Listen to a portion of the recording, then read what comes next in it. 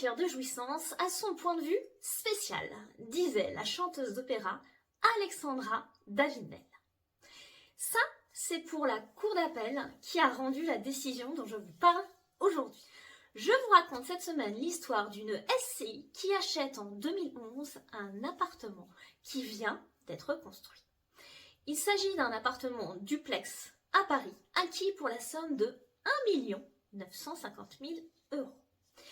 Mais la SCI n'est pas contente de la qualité des travaux et elle engage une action à l'encontre de son vendeur, qui est celui qui a fait construire le bien. On appelle ça un constructeur non réalisateur.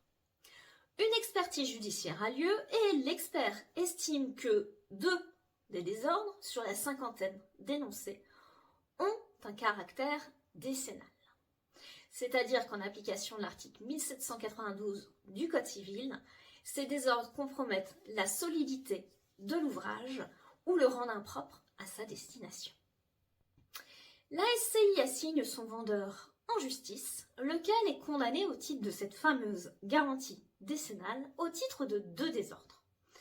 Le premier, il s'agit d'une fuite dans les WC, du fait d'une fixation du WC suspendu sur une plaque BA10 au lieu de 2 plaques BA13. Le coût de la réflexion est de 620 € hors taxe.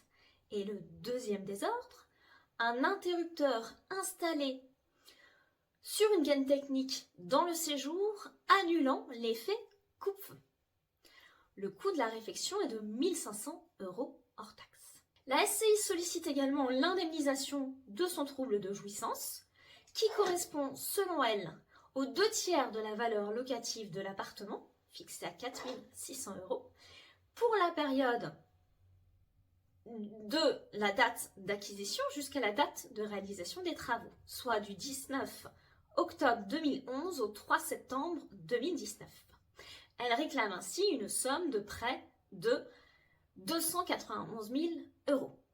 La cour d'appel, si elle condamne le vendeur au coût des travaux de réfection, refuse en revanche d'accueillir la demande de la SCI au titre du préjudice de jouissance. Elle estime que la SCI ne rapporte pas la preuve d'un trouble, d'une privation même partielle de l'appartement, et qu'au regard du caractère mineur des désordres, elle n'a subi finalement aucun trouble de jouissance. La SCI ne l'entend pas de cette oreille. Elle forme un pourvoi en cassation. Et devant la cour, elle invoque un argument.